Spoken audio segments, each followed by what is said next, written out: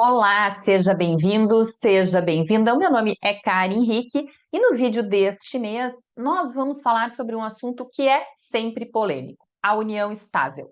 E no ambiente dos cartórios, a união estável, ela envolve a qualificação notarial, que é sempre feita pelo tabelião de notas por ocasião da lavratura de uma escritura pública, e também sobre a facultatividade do registro, tanto no registro civil das pessoas naturais, quanto no registro de imóveis.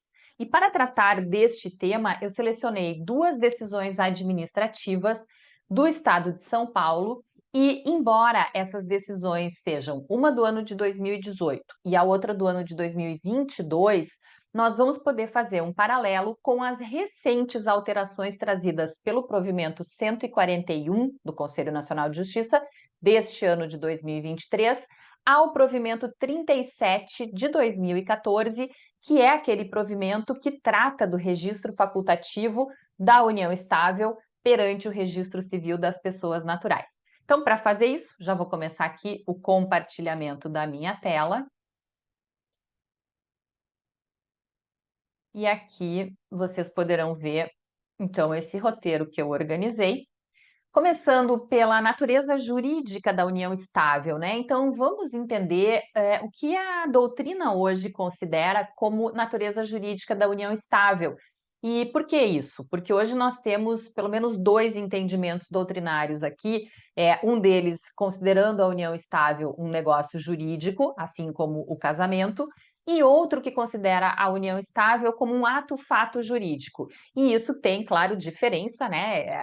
A classificação dos fatos jurídicos a partir do elemento cerne tem diferença no que diz respeito justamente à necessidade de manifestação de vontade ou não, a conduta humana e a manifestação de vontade, e é isso que a gente vai analisar, então, neste primeiro tópico.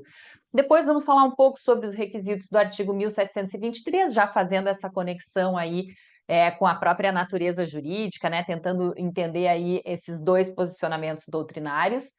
Sobre o regime de bens, que está previsto lá no artigo 1725 do Código Civil, a característica da união estável, né, enquanto entidade familiar reconhecida constitucionalmente, no que ela se diferencia aqui do casamento, e depois, então, passar para a análise desses dois casos concretos, desses julgados aí administrativos, fazendo a conexão com a mudança do provimento 37.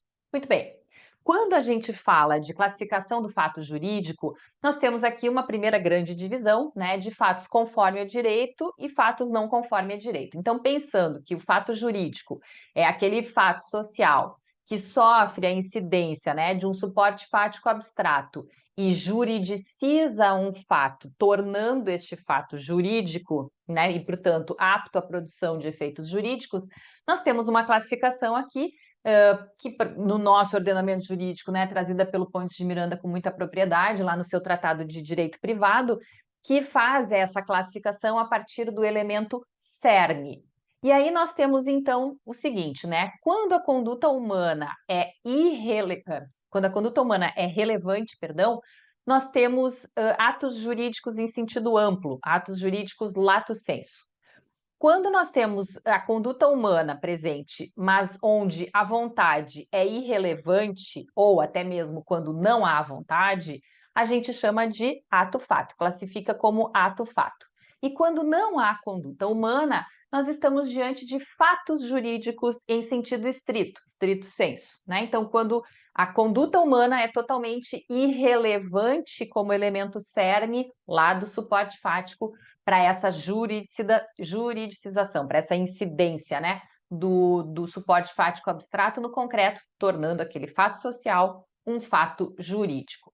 Bem, quando a gente fala de manifestação da vontade, né, então, conduta humana relevante mais manifestação da vontade, que seriam os atos jurídicos em sentido amplo, nós temos uma outra subdivisão que vai para os atos jurídicos aonde eu tenho a possibilidade de autorregramento, então, onde as partes que manifestam vontade, elas podem escolher os efeitos jurídicos daquela manifestação de vontade, e aí nós temos os negócios jurídicos, E nós temos atos jurídicos, então, onde a manifestação da vontade é elemento cerne, mas os efeitos são pré-determinados pela lei, né? Então, são os atos jurídicos em sentido estrito.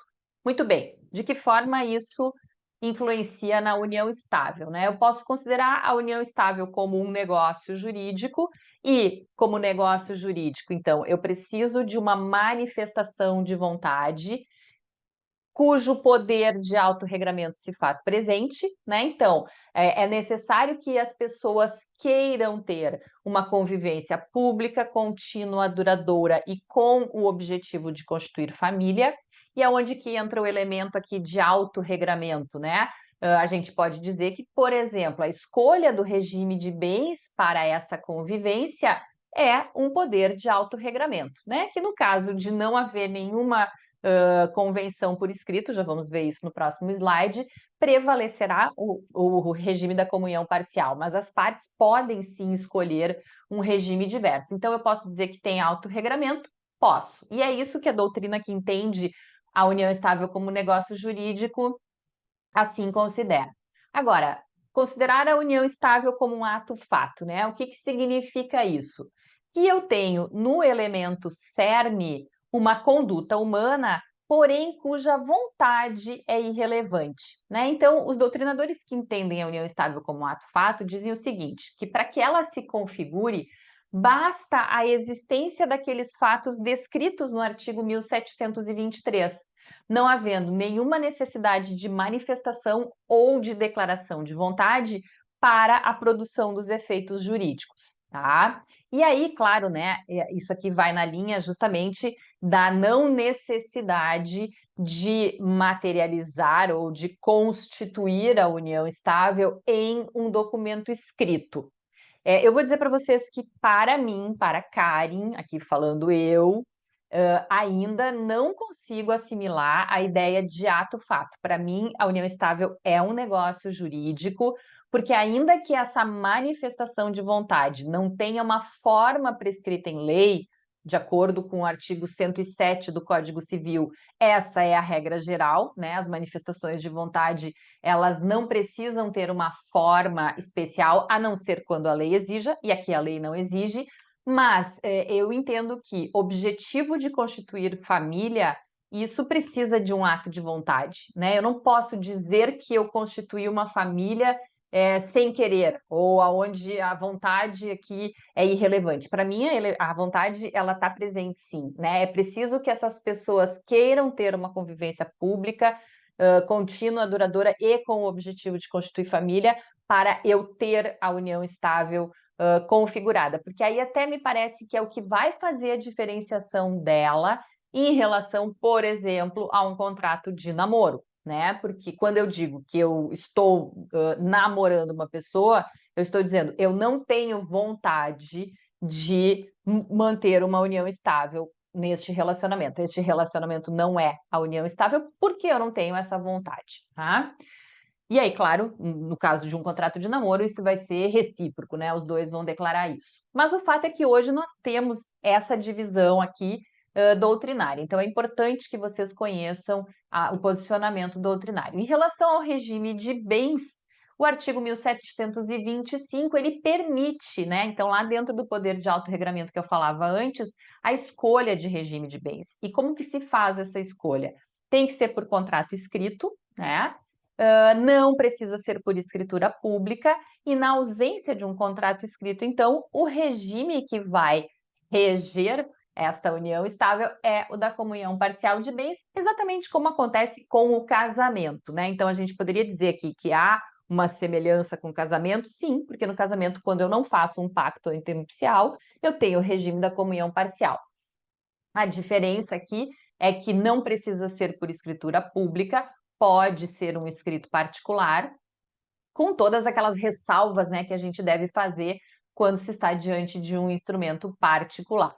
E aí, como característica, né, e vejam, eu coloquei só no singular mesmo, porque eu só quero falar de uma característica, que é a informalidade. Gente, o casamento e a união estável são entidades familiares? São. Tem a proteção constitucional? Tem. mas tem diferenças que são muito grandes, notadamente no que diz respeito à informalidade da união estável e à formalidade do casamento. E é aí que a coisa fica complicada quando a gente vai para o cartório, né? Quando a gente vai para o tabelionato de notas e vai para o registro de imóveis e para o registro civil. Porque tabeliães e registradores, eles trabalham com a formalidade, né?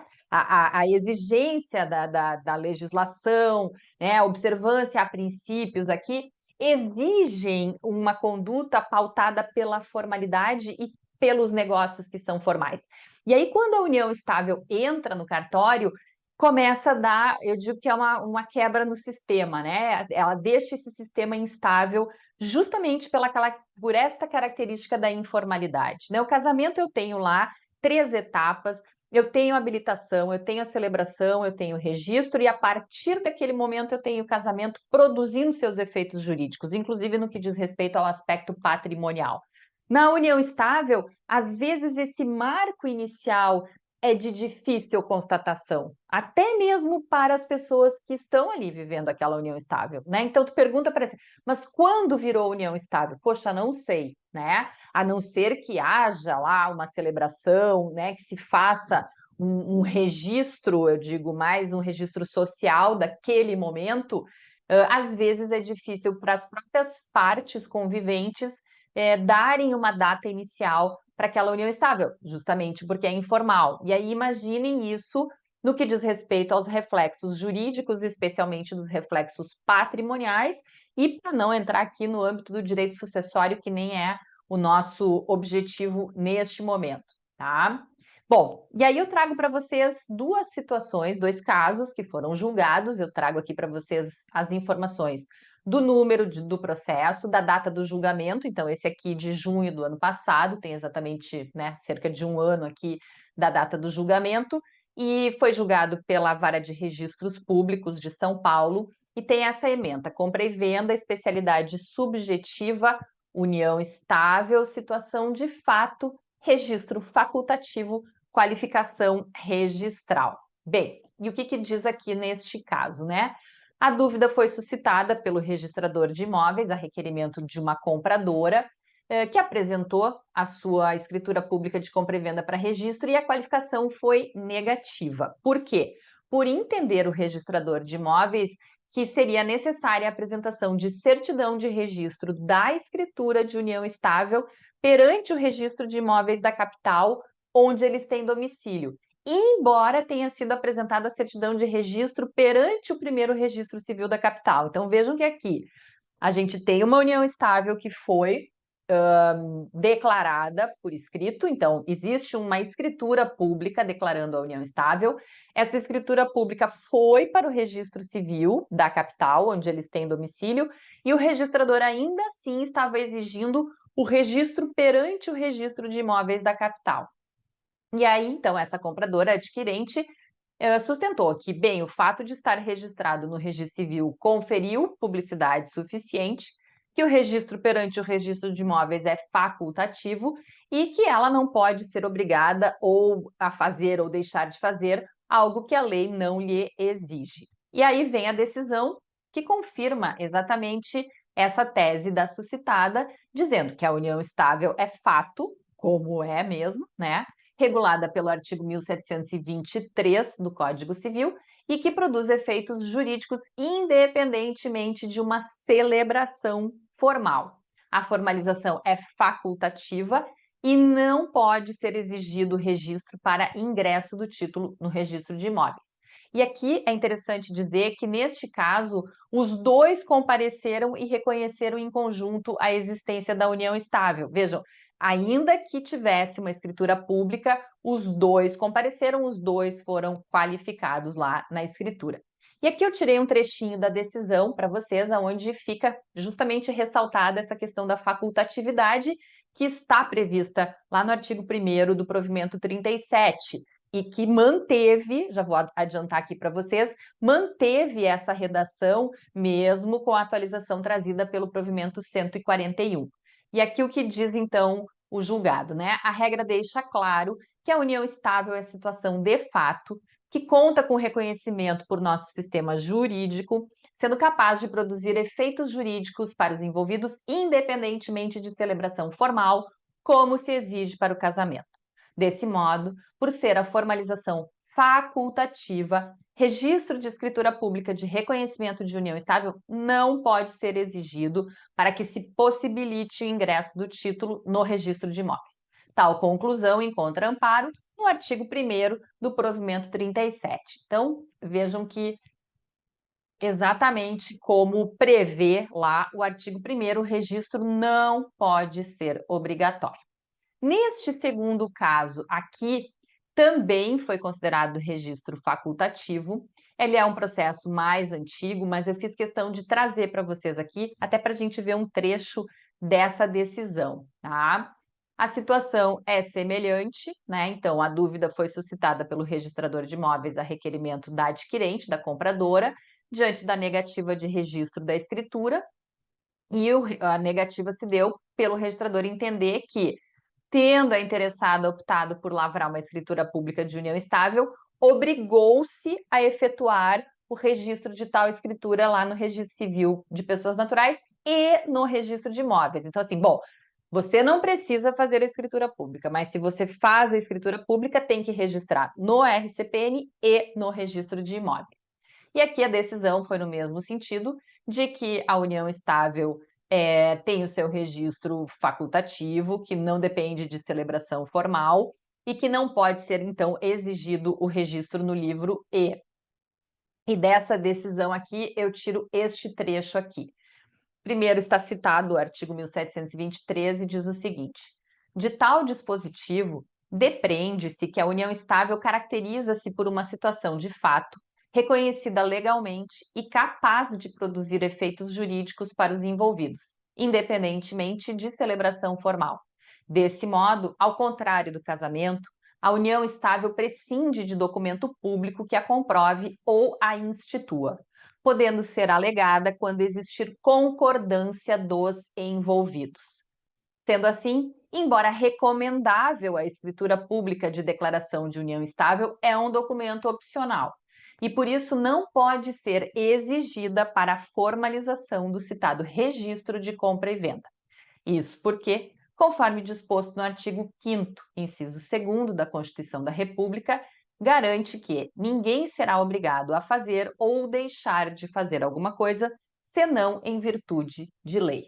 Então, vejam que nós temos aqui dois casos em que foi reafirmada a facultatividade e a inexigibilidade do registro, seja no registro civil, seja no registro de imóveis.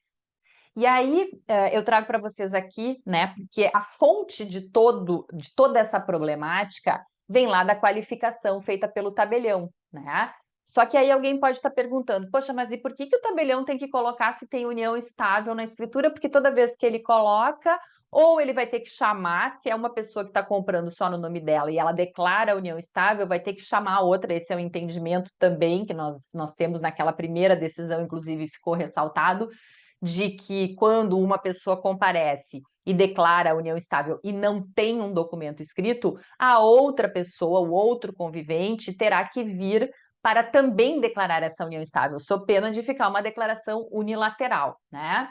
Mas e da onde que surge isso? Vejam, isso surge lá do provimento 61 do Conselho Nacional de Justiça, que é um provimento de 2017, e que veio reafirmado agora, recentemente, no provimento 134, esse que trata da Lei Geral de Proteção de Dados, que diz lá no seu artigo 33, no ato notarial serão inseridos na qualificação dos sujeitos o nome completo de todas as partes, o documento de identificação ou, na sua falta, a filiação, o número do CPF, a nacionalidade, o estado civil, a existência de união estável. E depois profissão e domicílio, deixando claro que não precisa constar o endereço eletrônico e número de telefone, mas a existência da união estável precisa ser indicada, a existência ou não, na escritura pública. Então, o que acontece é isso, o tabelião ele vai ter que dizer se tem união estável ou não, e quando chega no registro de imóveis, às vezes o registrador de imóveis, então, faz essa impugnação, como a gente viu ali naquelas duas decisões, determinando que seja registrada a união estável. Isso não tem cabimento, né? E aqui eu trago para vocês, deixa eu puxar um pouquinho para cá. O provimento 37 e o que está em vermelho, que vocês estão enxergando em vermelho aqui, são as alterações trazidas pelo provimento 141, que agora é recente, né, de março desse ano, de 2023. Reparem que continua sendo facultativo, né? Na verdade, não é só o que está em vermelho. O que está em vermelho foi o que eu ressaltei para vocês, mas aqui está escrito, né, onde o que foi incluído pelo provimento 141, mas eu destaquei. Permanece o registro facultativo da união estável. Agora, então, o parágrafo único diz que esse registro confere efeitos jurídicos perante terceiros, né? Então, bom, uma vez registrado lá no Registro Civil de Pessoas Naturais, eu vou ter a produção dos efeitos. Então, na minha opinião, é importante que isso fique claro, né, a existência de um documento escrito, quando for o caso. Então, se a parte chega no tabelionato e ela vai ser qualificada com a existência de uma união estável, o tabelião deverá questionar se essa união estável foi registrada ou não, tá? Porque é isso que vai dar a produção de efeitos, a oponibilidade, né, ou a publicização da união estável.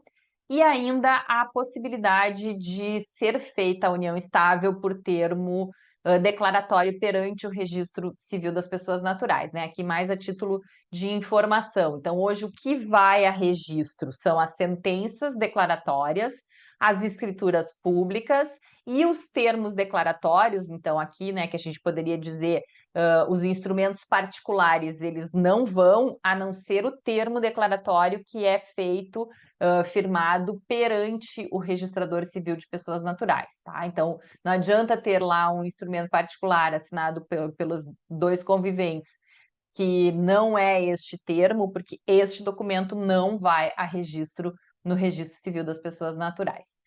Para a gente finalizar, eu fiz aqui um quadrinho de resumo, né? Então, dizendo que, por ocasião da lavratura das escrituras públicas, o tabelião de notas precisa sim incluir na qualificação se existe ou não união estável, né? Então, se aquela parte que está comparecendo tem união estável ou não. Se a parte declara que ela tem união estável, ela vai ter que trazer a outra parte, né? Ambos terão que comparecer. Quando não há um documento escrito, então esse comparecimento é necessário. Mesmo que tenha um documento escrito e que seja por escritura pública, não pode ser exigido o registro nem perante o registrador civil de pessoas naturais, nem perante o registro de imóveis. E que o registro é facultativo, ele é feito no livro e ele dá essa publicidade para a união estável, que vai então produzir os seus efeitos em relação a terceiros. Bom, espero que vocês tenham gostado dessas duas decisões. Elas podem auxiliar, né, aí, quando houver necessidade, diante de alguma impugnação, e esse é ainda o caminho que a gente tem. Não houve modificação pelo provimento 141, o registro continua sendo facultativo, tá certo? Muito obrigada, espero que vocês tenham gostado.